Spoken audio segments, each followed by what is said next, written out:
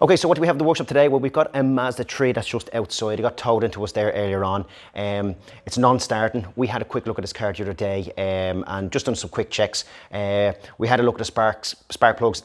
Look, the spark plugs were really bad in it, but it was getting a spark, but we couldn't smell any fuel or see any fuel on the actual plugs themselves when we removed them. So we're suspecting the fuel pump has failed. So the car's in with us here now, and I'm going to bring it out and show you how we check the fuel pump on the car.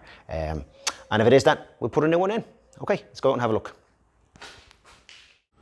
Okay, so for most cars, you can gain access to the fuel pump. It's usually underneath the seats, so you just lift the seat up. It may be bolted down. This one was clipped in, lift it up, and then your metal plate here. There's 4 bolts hold it on. They're already removed, and that gives us access then to our sending unit that's just here. This one is a little bit more awkward if it has to be replaced, because I reckon we're going to have to drop the fuel tank because there's no access point to get in to actually replace it. So this is our electric connection here. We've got 4 wires. 2 wires are for your fuel to tell you how much fuel you have in the tank, and then the other 2 wires are for your live and your earth to send the pump on and send it up to the car. So we're going to go ahead and test it and see if we have a live and an earth. So let's go do that. Okay, so as you can see there, we have our 2 pins gone in, and this is our live wire going into the pump, and this is our earth. They're not beside each other, they're actually completely opposite, so we need to check a worn diagram. So we're going to go and check the earth first, and we're using our power scope to check it. So we've got a nice earth there. I'll just bring this down here and I'll just crank the engine. Hopefully it stays there. Okay, perfect. Now we'll go into our live, and hopefully this will stay here.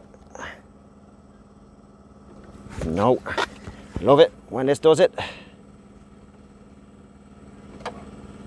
Come on.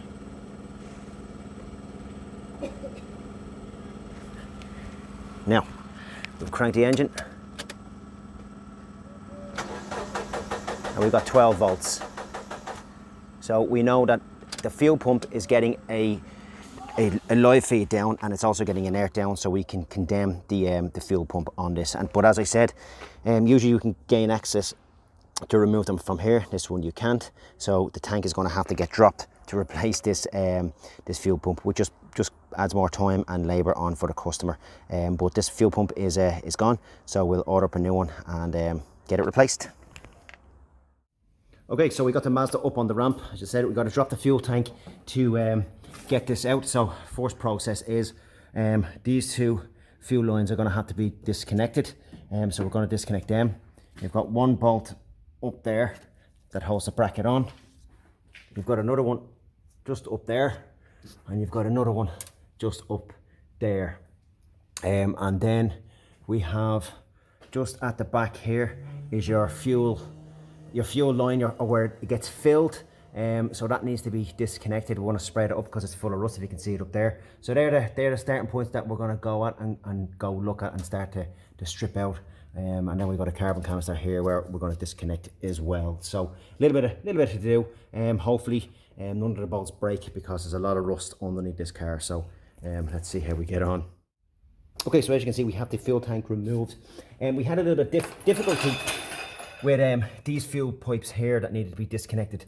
Just couldn't get the connections to come out. They were seized in, and unfortunately if you break these things, you're going to a main dealer to get them, or a scrapyard. Just a nightmare. So what we done was, this pipe here runs up onto the top of the fuel pump itself, so it disconnected up the top there, and then this pipe here runs down to the back carbon canister down here, so it just clips in to the fuel tank. So you just push your hand up and push it out, and your tank comes down. So that pipe disconnected, these 2 pipes here disconnected, and then your 3 bolts, and then your tank comes down. A little bit tight, but not too bad. And then we'll go ahead and we'll remove the ring gear here, or the ring, and get the fuel pump out and replace the old one. So we have a tool to do with that, and we'll see how we get on with that one.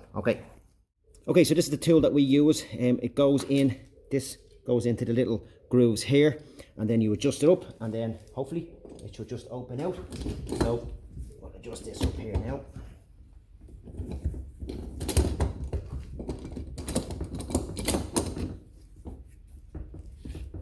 tighten this, and then our 15mm nut. There we go. Ah, beauty. Now,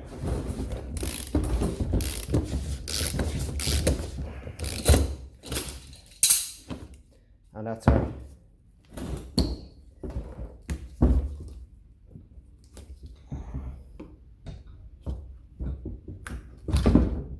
here's a fuel pump.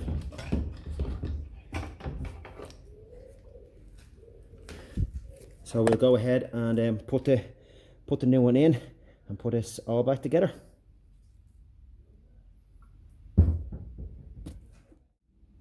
Okay, so the new pump is back in. You just put it back in exactly the reverse order.